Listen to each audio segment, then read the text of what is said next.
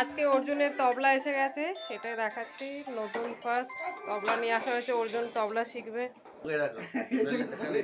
হাতুড়ি বাহ।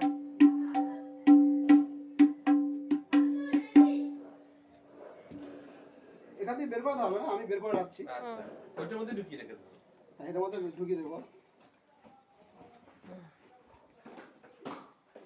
দেখ আয় বাবা, পাপা, এগুলো খুব যত্ন করে রাখবে কিন্তু। এই যে অর্জুন শিখবে। বাবা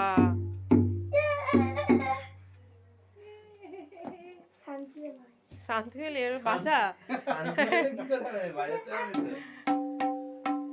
ওই দেখ অরবিন্দ দাই বাজাচ্ছে। আমি তুই একটু বাজা, তুই একটু বাজা, দেখ। এই যে এখানে হর বসো, বস বসো। বস বস। আরে আরে লজ্জা পেলে তো হবে না। আসবে তো।